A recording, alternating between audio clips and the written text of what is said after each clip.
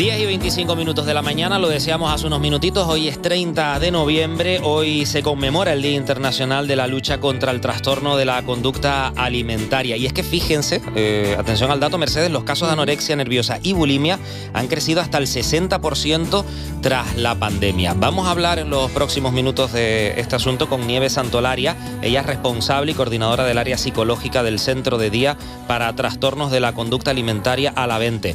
Nieves, ¿qué tal? Buenos días. Hola, buenos días. Gracias por acompañarnos. Por empezar por el principio, ¿qué son los trastornos alimentarios? ¿Cómo los definimos? Vale, los trastornos alimentarios son enfermedades mentales donde una persona, por no estar a gusto con su imagen, la cambia modificando sus hábitos alimentarios, y esto lo hace de una manera que la perjudica porque pierde salud y tiene consecuencias psicológicas, físicas y sociales.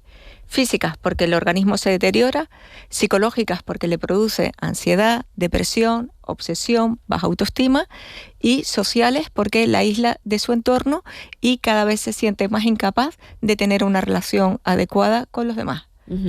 Nieves, ¿qué tal? Buenos días. Buenos días, Mercedes. Claro, si nos dice entonces que es una enfermedad mental, tengo la duda de si se nace con esa enfermedad mental o se desarrolla a raíz del entorno, de los mensajes que vamos recibiendo. Se desarrolla a partir del entorno, del ambiente, tiene un componente social muy importante, por eso no aparece en todas las sociedades. Aunque es cierto que en las últimas investigaciones se entiende que también hay un componente genético. Por lo tanto, la persona lleva por dentro ya algunos factores que van a colaborar a que esta enfermedad se pueda dar. Es decir, que todos somos susceptibles de poder padecer este tipo de trastornos en algún momento de nuestra vida. Sí, exacto. Y de hecho, eso es uno de los cambios que tenemos en este momento, ¿no? Cuando yo empecé a trabajar en esto hace 24 años, pues las personas eran sobre todo adolescentes o jóvenes. A día de hoy, cada vez se inicia antes este trastorno y también la persona lo puede padecer más tarde. Yo tengo mujeres que lo padecen o lo han cogido por primera vez a los 40 y pico, 50 y pico años. Y he tratado a personas con 70 años con una bulimia nerviosa, por ejemplo. ¿Y por qué se produce este cambio de tendencia?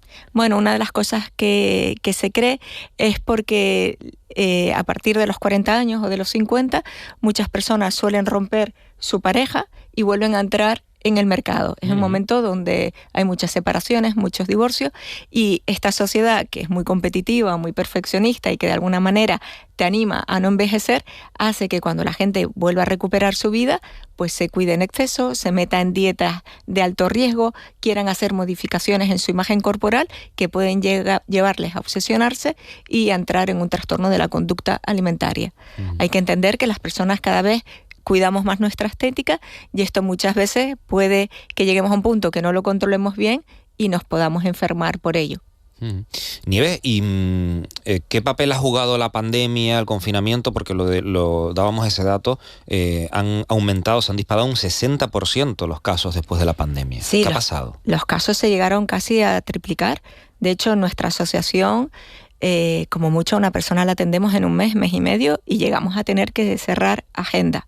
Lo que se entendió que en el confinamiento, los 3 meses que tuvimos encerrados, sobre todo las personas adolescentes, al no poderse relacionar, empezaron a estar de 2 horas a 8 horas en redes sociales. Esto hizo que se obsesionaran más pues con influencers, con personas que les animaban a hacer dietas de alguna forma un poco arriesgadas, a querer recuperar una buena imagen corporal, a hacer ejercicio físico intenso en casa y sobre todo a compararse con los demás. Y esto ayudó a que mucha gente empezara a estar a disgusto con su cuerpo o por querer mejorarlo, se obsesionara y al final cayera en un trastorno de la conducta alimentaria. También pasó que aquellas personas que ya se habían recuperado volvieron a obsesionarse con la enfermedad y cayeron. Y aquellas personas que estaban en proceso de tratamiento, pues empezaron a tener más síntomas. Se entiende que el estar encerrados en casa, en una sensación de incertidumbre y de no poderte relacionar adecuadamente, pues claro, colabora a potenciar este tipo de problemas. Nieves, en el caso de los adolescentes, que hay datos realmente preocupantes, el 71% de las chicas de entre 16 y 24 años se identifican con algún trastorno de la alimentación, según el informe Rayadas hackeando los problemas de salud mental. ¿por qué las chicas? ¿Hay mayor presión hacia ellas? Sabemos que también hay casos de hombres, por supuesto, sí. Pero ¿por qué esta alta prevalencia en las chicas? Siempre ha sido así, el 90-95% de las personas que padecen un trastorno de la conducta alimentaria son mujeres. Se entiende que las mujeres sienten más presión, y no solo la sienten, sino también tienen una personalidad donde se interesan más por mejorar, por estar a la moda, por tener un cuerpo perfecto, por no envejecer, por sentirse bien con ellas mismas, donde se dan muchísima caña a sus hábitos alimentarios, a la actividad física y a su imagen. Claro, al final tienen también esa mayor presión. Nos escuchan en la radio muchos padres, madres, porque ahora mismo pues los adolescentes están en clase y lo más probable es que no estén escuchando la radio, pero los padres que tengan dudas ante comportamientos que no saben si catalogarlos como un trastorno, ¿cuáles son esas señales de alarma?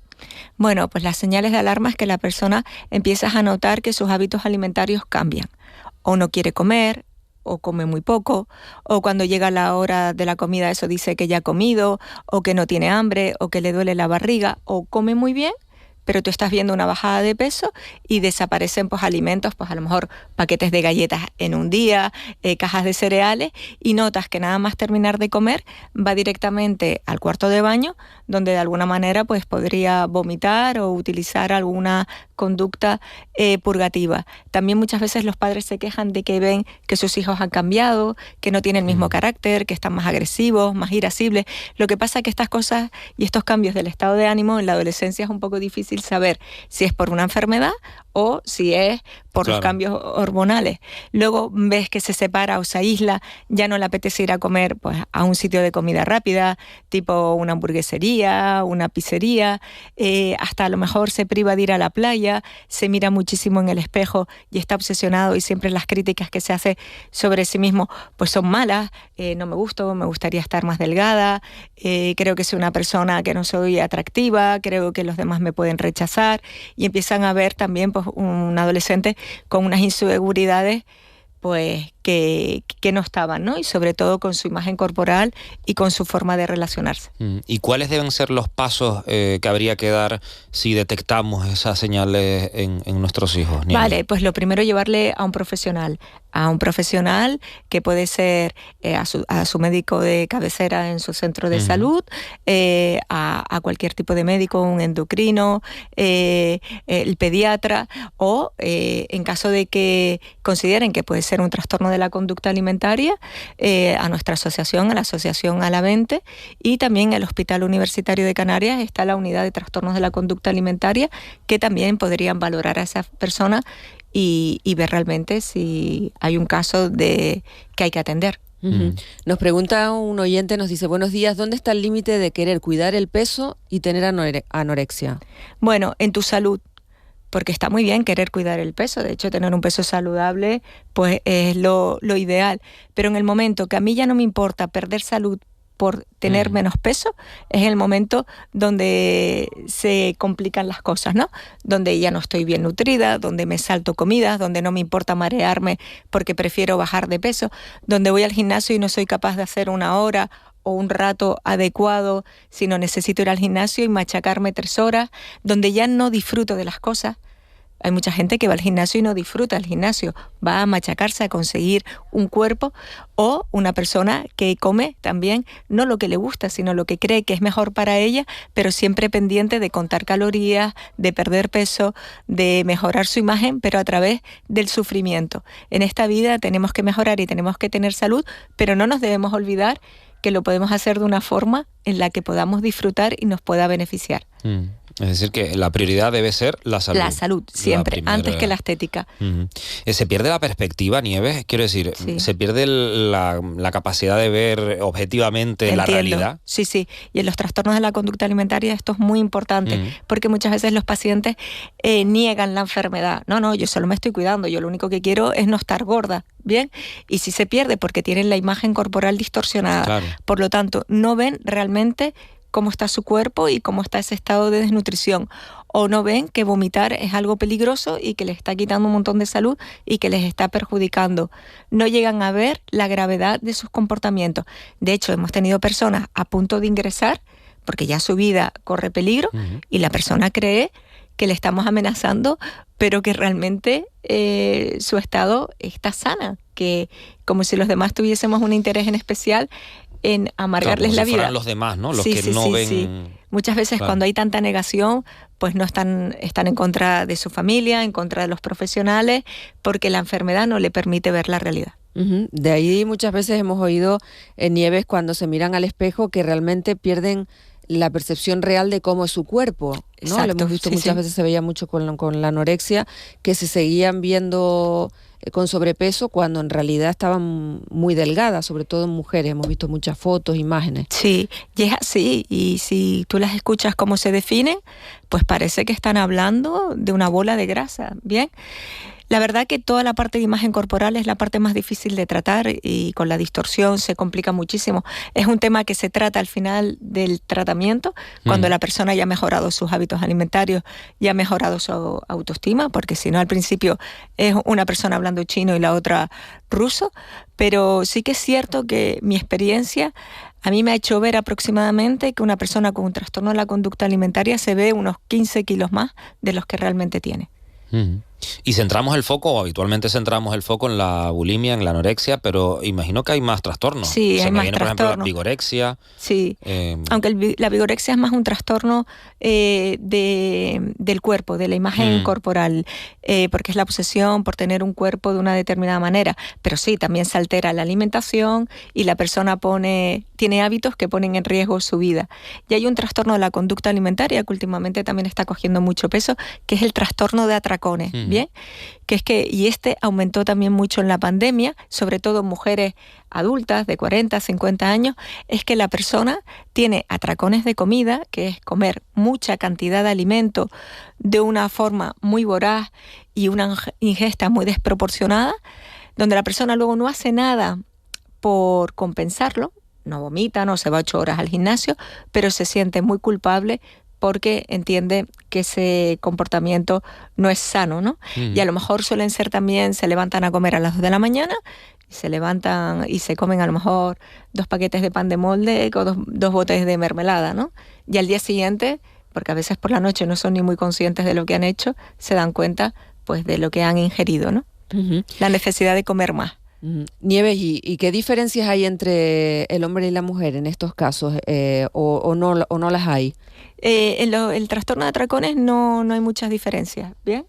También le pasa así, no sé si me estabas preguntando. No, en general me refiero, en el trastorno alimentario en general, pues la anorexia, la bulimia. Bien. Bueno, las mujeres lo padecen más. En mi experiencia, los hombres de alguna manera son más estables a la hora de llevar el tratamiento. Quizá iniciarlo y comprometerse les cuesta un poco más, son más desconfiados, pero a la hora de empezar a trabajar, pues cumplen más. Cuando pides cambio de comportamiento, pues de alguna forma, como he comentado, empiezan a cumplir y son más estables y se recuperan de una forma más lineal. Y las mujeres tienen un estado de ánimo más variante, quizá tienden más a la obsesión y hace que la recuperación también se dé, pero es un poco más una recuperación en forma de montaña rusa, o la montaña rusa, porque en los hombres también la hay, es más pronunciada. ¿Y en qué consiste el tratamiento, Nieves? ¿Cuáles son las fases? Vale, el tratamiento en Alavente es un tratamiento que va a llevar una parte dietética y otra parte psicológica. La dietista lo que hace es ayudar a la persona a que aprenda a llevar una alimentación equilibrada y lo hace de una forma gradual. Pues si hay una persona que te viene que solo se come medio tomate y un huevo duro al día, pues hay que empezar a meter un desayuno, un almuerzo, una media mañana, poco a poco hasta que se consigan las 5 comidas tal y como las necesita la persona. Y la parte psicológica empezamos a trabajar el cómo hay que comer, porque cuando comemos no solo es lo que comemos y cuánto comemos, sino cómo lo comemos. Y eso en los trastornos de la conducta alimentaria también está alterado. Pues a lo mejor comen de pie, cuando comen tienen todo el rato actividad, comen con la tele, con el móvil, haciendo tareas. A horas a lo mejor, sí, ¿no? Todo un desastre. Luego se trabaja todo lo que es el pensamiento, el diálogo interior, ver esa persona qué pensamientos tiene alterados, distorsionados, desadaptados, y hay que empezar a encajarlos. Luego trabajamos la autoestima, que es fundamental, que la persona se quiera. Todas las personas que tienen un trastorno de la conducta alimentaria, su autoestima es baja, no se quieren, el amor propio pues ha disminuido. Luego se trabaja la imagen corporal, que es lo que yo hablaba antes, que es un poco complicada al principio entenderte en ese tema. Y lo último que trabajamos son las habilidades sociales. Pues como la persona muchas veces se ha aislado y no se relaciona bien con el entorno y ha pasado un tiempo de mucha inseguridad, pues trabajamos pues la asertividad, que la persona sepa darse a respetar, que también respete a los demás, que no sea tan impulsiva o tan tímida, depende de cómo sea. Alrededor de 400.000 personas en España sufren trastornos de este tipo, de los que estamos hablando. Los más conocidos son la anorexia, la bulimia, pero como nos decías también está el trastorno por atracón o la vigorexia. En Canarias, ¿cómo está la situación, Nieves, en este tema? Pues en Canarias está un poco parecida, con los datos que me has dado. Aproximadamente entre el 4,1 y el 6,2% de adolescentes y de jóvenes padece un trastorno de la conducta alimentaria. Aunque siempre he dicho que es difícil saber los datos exactos en este tipo de patologías, porque hay mucha gente que la tiene y los desconocemos, hay gente que la ha tenido, se ha curado y no está detectado, y es una enfermedad que se mueve mucho, que varía mucho. Luego hay mucha gente que en la adolescencia tontea un poco con este tipo de enfermedades, pero no llegan a caer. Pero aproximadamente calculemos que el 5% de la población joven y adolescente la padece. Yo imagino, Nieves, que hay que dar un mensaje de esperanza a todas las personas que están sufriendo esta enfermedad, porque aquellos que lo sufren creerán que es el fin del mundo, que es muy difícil salir, pero se puede salir. Se recuperan, claro que sí. Es una enfermedad que siempre se ha hablado de que es crónica, y no es cierto. Hay mucha gente, yo diría que el 30 al 40% se recupera muy bien. Y cada vez pues hay más avances, hay más investigaciones, los tratamientos son mejores, la prevención es mejor. La persona llega mucho antes a consulta y esto ayuda también a que su recuperación pues sea más rápida, ¿bien? Entonces el mensaje es que por supuesto que se puede salir, que en el momento que la persona está dentro lo ve todo muy negro, pero con apoyo, con ayuda, con un tratamiento adecuado, la persona se puede recuperar. Y también una cosa que yo he visto que ha mejorado en el tiempo, que las recuperaciones antes se tardaban mucho más o esperábamos mucho más tiempo a que la persona estuviese bien, y que ahora hay mucha gente que en 1 año y medio, 2 años, se recupera totalmente. Cosa que antes tardaban 5, 6, 7 años. Entonces era muy difícil dar un alta. Ahora se dan. La Asociación para la Liberación de la Anorexia y Bulimia en Tenerife, Alavente, lleva 28 años luchando contra esta enfermedad. Fue la primera asociación sin ánimo de lucro en España que creó un centro de día con un comedor terapéutico especializado para dar tratamiento a las personas afectadas. El lema de este año: cultivando salud y amor. Han organizado actividades, Nieves, tienen un programa, teniendo en cuenta que hoy es el Día Internacional de la Lucha contra el Trastorno de la Conducta Alimentaria. ¿En qué van a consistir esas actividades? Pues mira, ahora mismo parte del equipo de Alavente está en el Mercado Nuestra Señora de África, que hoy reparten información y desayunos saludables hasta la 1 o las 2 del mediodía. También esta tarde se está en la Universidad de La Laguna, pues visibilizando y dando información sobre este tipo de problema. Ayer se ha estado en institutos y hemos estado todo este mes en casas de la juventud, en institutos, en centros educativos, en otras asociaciones, pues hablando de esta problemática, de cómo se puede prevenir y qué hay que hacer a la hora de encontrarte un problema en casa de este tipo, cómo puedes ayudar. Es decir, lo importante es visibilizar también siempre, este problema, ¿no? Sí. Y yo creo que esto es algo que en los últimos años se ha hecho muy bien, porque muchas veces la gente ya conoce. Antes es que la gente venía y no sabía ni lo que le pasaba, ¿no? Y ahora también hay mucha gente, o muchos padres a lo mejor, que tienen una hija que ha caído en el problema y te traen a la otra hija. Oye, trabaja un poco con ella, no vaya a ser que le haya afectado algo, o si pasamos por un momento familiar complicado, pues queremos que también le ayudes un poco en la autoestima para prevenir un trastorno de la alimentación. Imagino que el entorno es otro de los afectados, ¿no? Claro, sí. Yo siempre digo que el entorno muchas veces, por supuesto que no tiene la culpa de lo que pasa, pero que sí que son responsables a la hora de que pase un problema de este tipo, de colaborar, de ayudar y de apoyar. Y yo lo que sí que veo que aquellas personas que están apoyadas por sus seres queridos se recuperan mucho mejor que aquellas personas que tienen que llevar este tratamiento solas.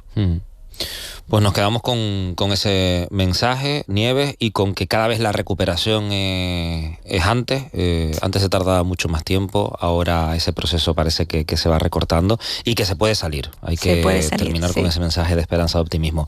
Nieves Santolari, responsable y coordinadora del área psicológica del Centro de Día para Trastornos de la Conducta Alimentaria Alavente. Muchísimas gracias. Pues muchísimas gracias a ustedes. Gracias, Nieves. Gracias, buen día.